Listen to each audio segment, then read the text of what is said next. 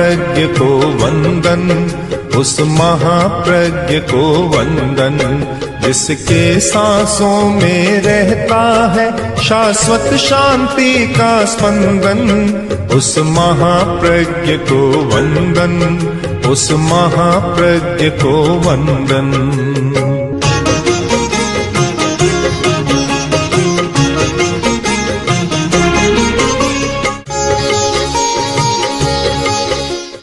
स्वाध्याय बहुत महत्वपूर्ण साधन है निर्जरा का, आत्मशुद्धि का और एकांत सुख तक पहुंचने का।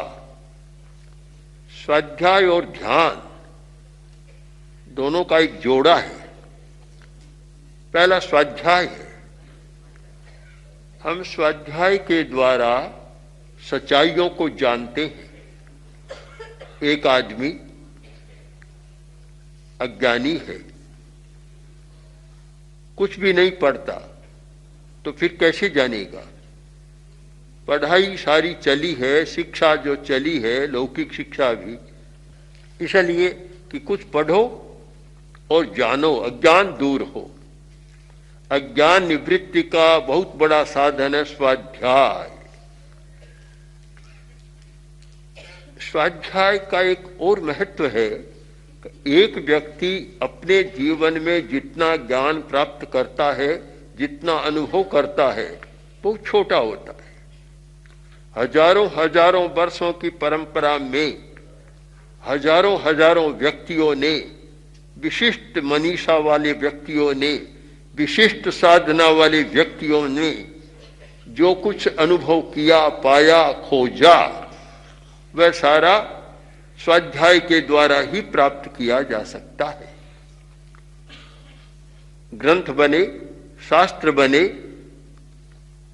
सुरक्षित हैं, उन्हें पढ़ते हैं तो हजारों वर्षों का ज्ञान हो जाता है। अकेला व्यक्ति एक जीवन में कितना ज्ञान करेगा? ज्ञान की एक परंपरा है और वह परंपरा शास्त्रों के माध्यम से चलती है और उनका स्वाध्याय करने वाला कुछ पा लेता है, प्रकाश। इसीलिए कहा गया, साधु के लिए कहा गया, आगम चक्षु साहू। दो आंख तो है ही, एक तीसरा नेत्र और। तीसरे नेत्र की आज बहुत चर्चा है। तीसरे नेत्र को अलग अलग रूपों में देखा जा सकता है। थर्ड आई, तीसरा नेत्र, अपना जो अंतर्ज्ञान, वह तीसरा नेत्र है, जिससे मनोविज्ञान की भाषा में इंट्यूशन पावर कहते हैं।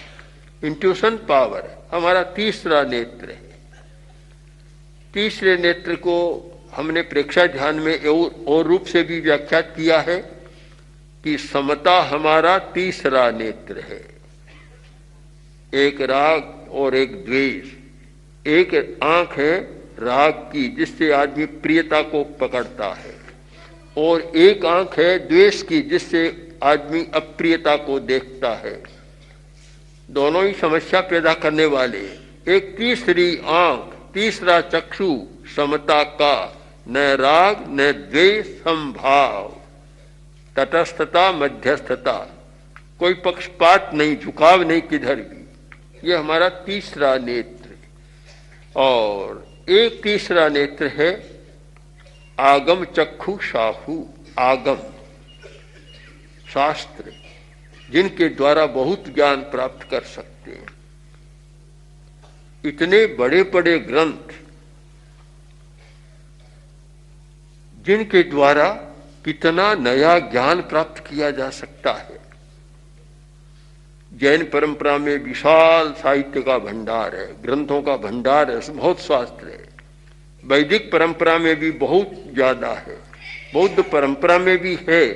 भारत की 3 जो अभी मुख्य परंपराएं विद्यमान हैं, उनमें विशाल साहित्य, इतने ज्ञान राशि और इतने बड़े बड़े शास्त्र,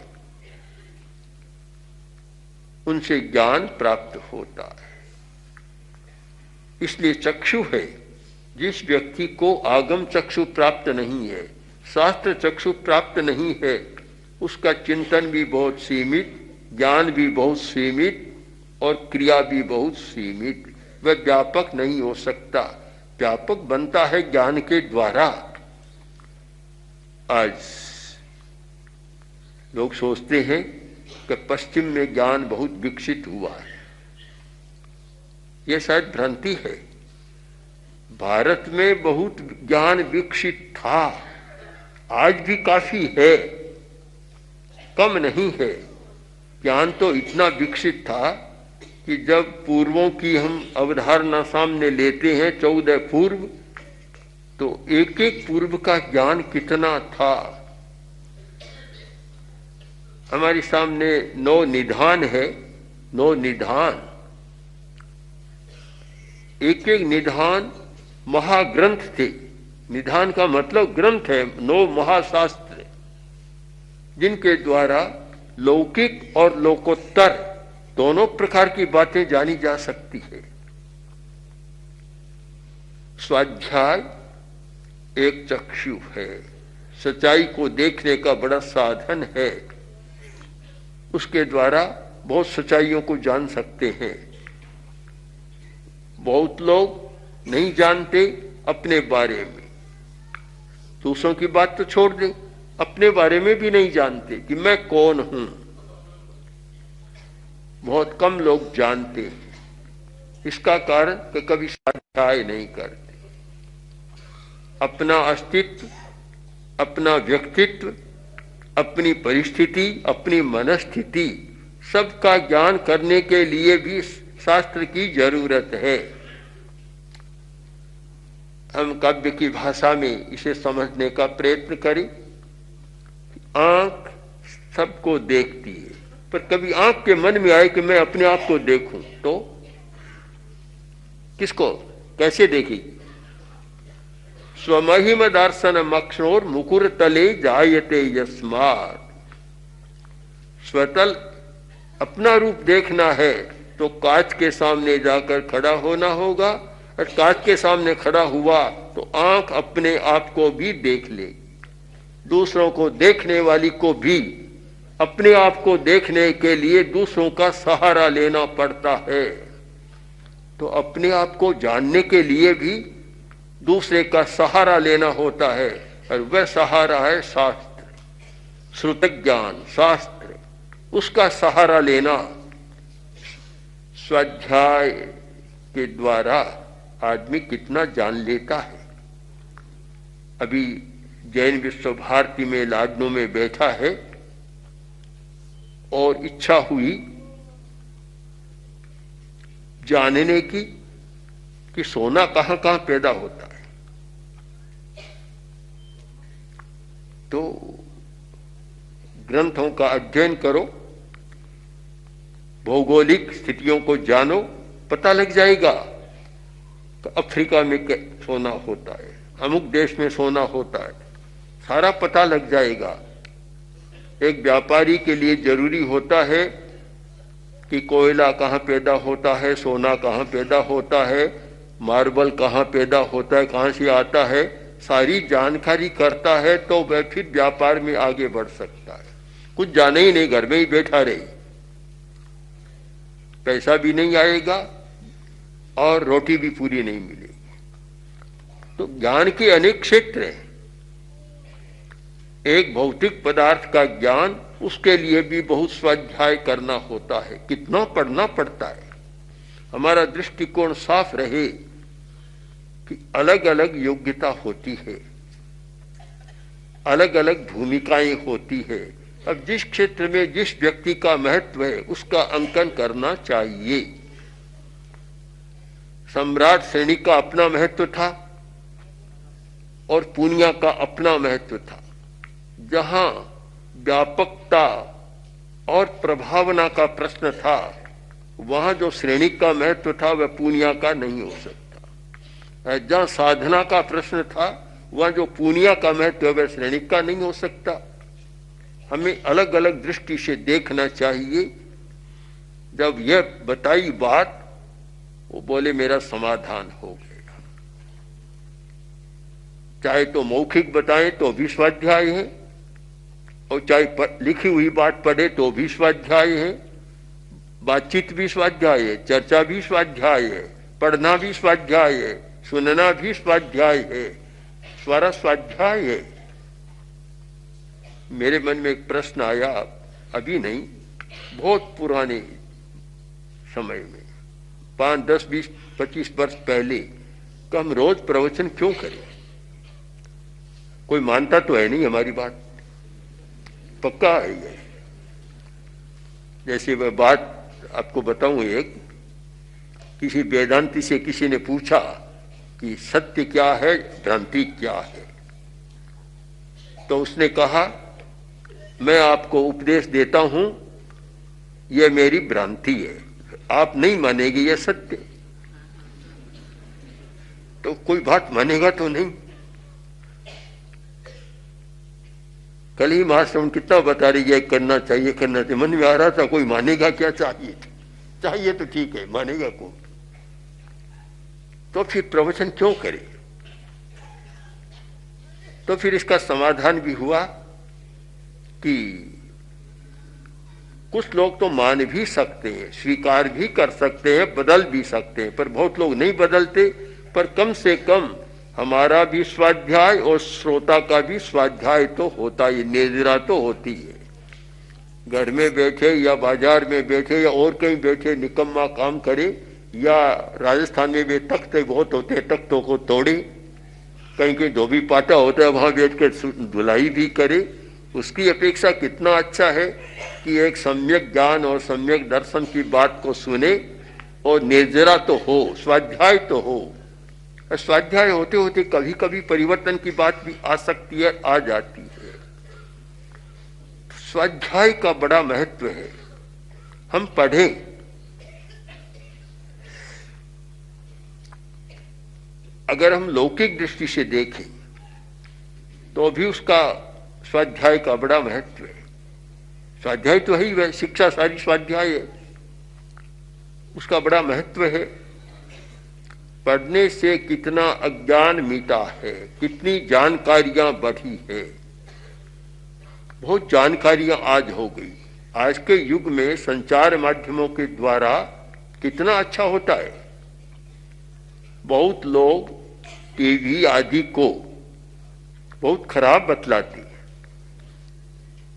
पर मैंने सुना महाश्रवण ने एक दिन हमारे सामने ही कहा कि ये एक पक्ष तो है कि उसमें अश्लील बातें, हिंसा की बातें आती है, खराब है, पर उसमें अच्छी बातें भी तो आती है, अच्छी बातें भी आती है, विद्यार्थी को लाभ भी पहुंचता है, देखने वाले का लाभ भी होता है। तो दोनों पक्ष हैं। तो इतने माध्यम हैं। उपनिषदों में शिक्षा के 2 प्रकार बतलाए गए, अपरा परा। अपरा परा, अपरा लौकिक विद्या जो विद्यालयों में पढ़ाई जाती है, गुरुकुलों में पढ़ाई जाती है। परा अध्यात्म विद्या, जो आत्म विद्या है वह परा विद्या है। तो अपरा और परा दोनों के लिए भी स्वाध्याय तो करना होता है। कितना पढ़ना पड़ता है। एक किशोर आया और जो डॉक्टरी कर रहा है, घोड़ावत श्रेयांश नाम है ना। मैंने पूछा कितने वर्ष लगेंगे? बोला कि 5 वर्ष तो एमबीबीएस में लग जाए, और फिर एमडी एमएस करना हो तो और लग जाएंगे। आजकल जो एक पढ़ाई करते हैं, बहुत लोग विदेशों में जाते हैं, तो कम से कम 10, 12, 15 वर्ष तो विशेष अध्ययन में लगा देते। क्यों पढ़ते हैं इतना? अज्ञान भी मिटे और कुछ करने की क्षमता भी पैदा हो, कर्तृत्व भी विकसित हो। लंबे समय तक पढ़ते हैं, थक जाते होंगे शायद पढ़ते पढ़ते। हमें तो बड़ा अटपटा लगता है इतना पढ़ना, परंतु आवश्यक होता है कि पढ़े बिना काम नहीं चलता। तो लौकिक विद्या को भी बहुत समय लगाते हैं। अध्यात्म विद्या को पढ़ने वाले बहुत कम हैं, जिससे कि वह अपने स्वरूप को जान सके, अपने आप को जान सके। लौकिक विद्या आजीविका का साधन है, उससे अच्छी आजीविका मिल सकती है।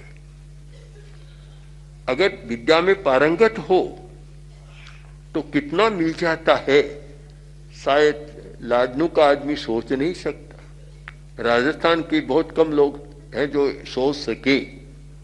एक बार एक सर्वे आया था कि हिंदुस्तान में सबसे बड़ा वेतन पाने वाला कौन, किस कंपनी का।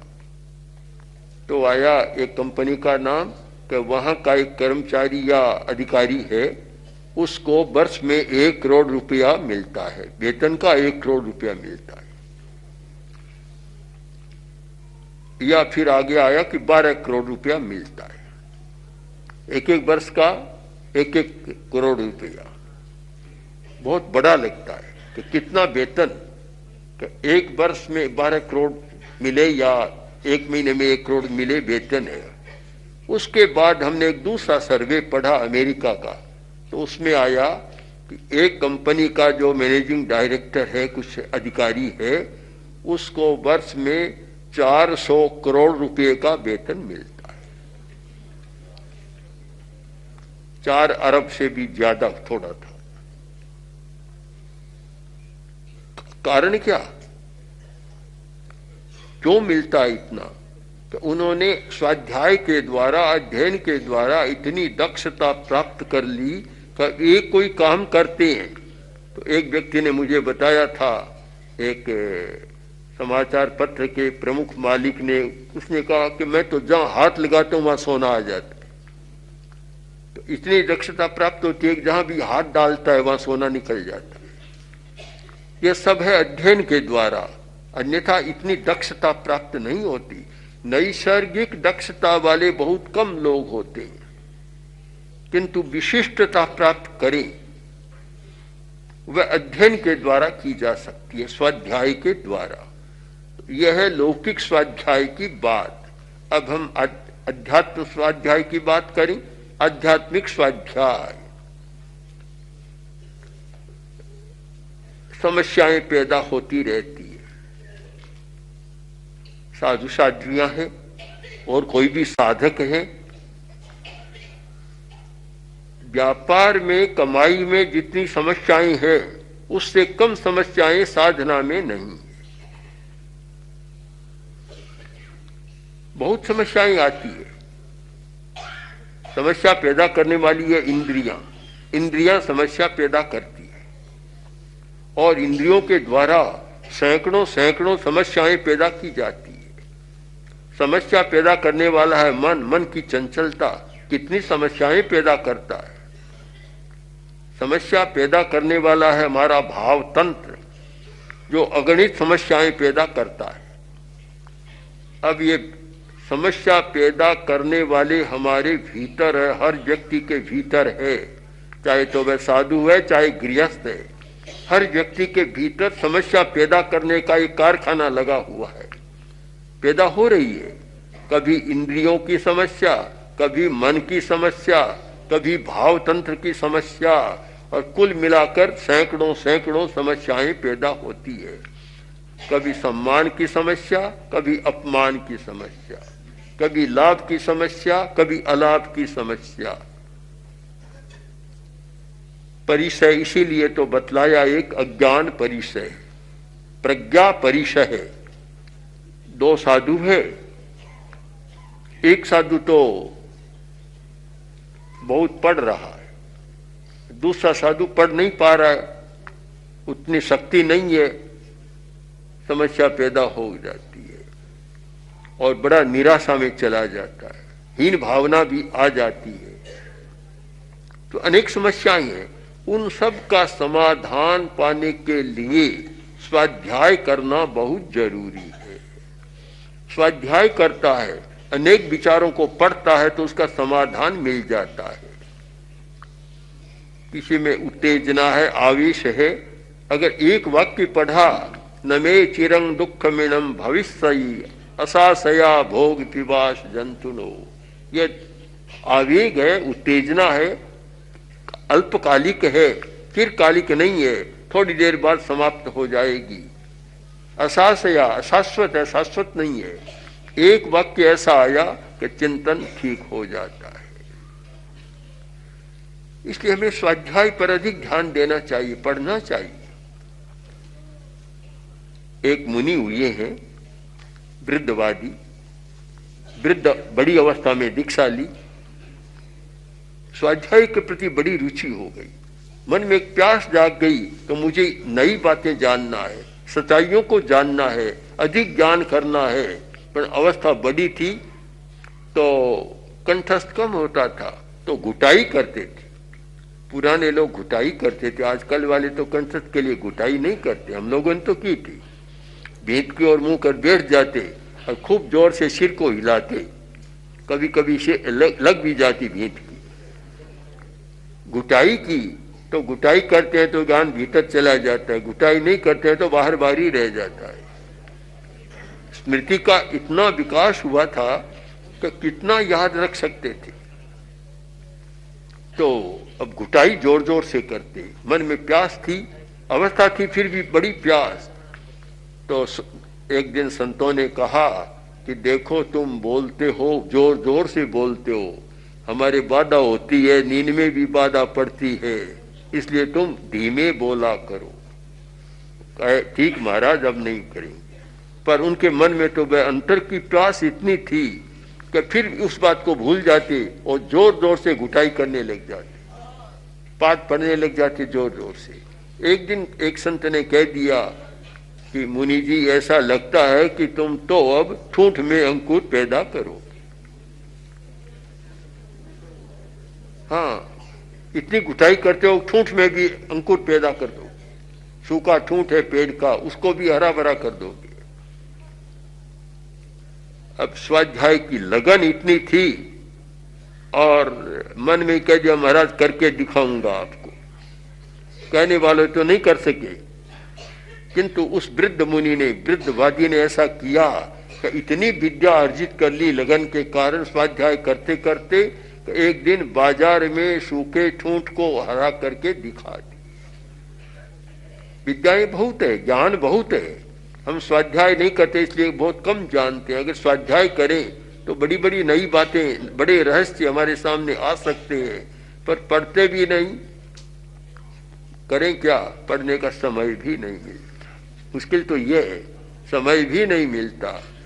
आजकल साधु साधियों में तो नहीं है, गृहस्थों को तो पूछो तो उनका तो सीधा उत्तर है बहुत बिजी हूं, बहुत व्यस्त हूं, बस समय नहीं मिलता। कब पढ़े वे अध्यात्म के ग्रंथों को, कब पढ़े, समय नहीं। मैं बीजी पर एक बात कहा करता हूं, बहुत बार मैंने कही है, प्रसिद्ध बात है, फिर भी आपको बता दूं।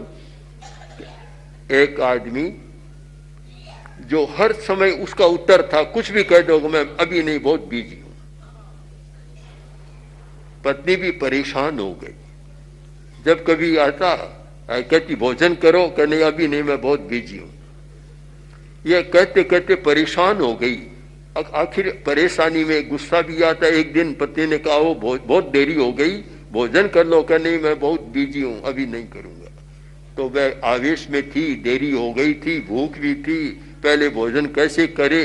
तो आवेश में गुस्से में आकर बोली देखो मेरी बात भी सुन लेना, मरो तो मुझे पहले बता देना, मैं भी बहुत बिजी रहती हूँ, नहीं तो रहूंगी नहीं, पहले नहीं बताऊंगा।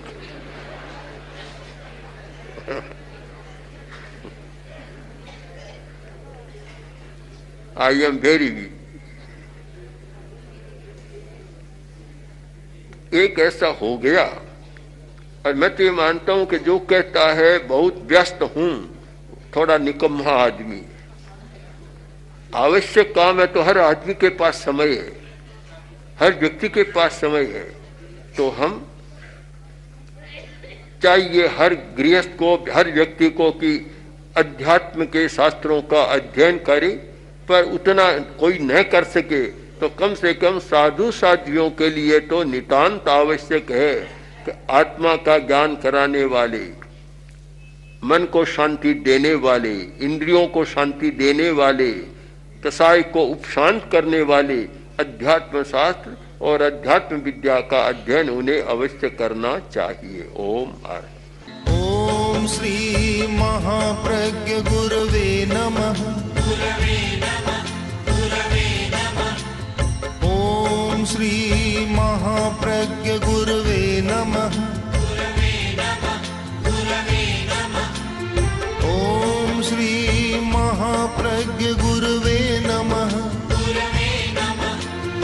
ओम श्री महाप्रज्ञ गुरवे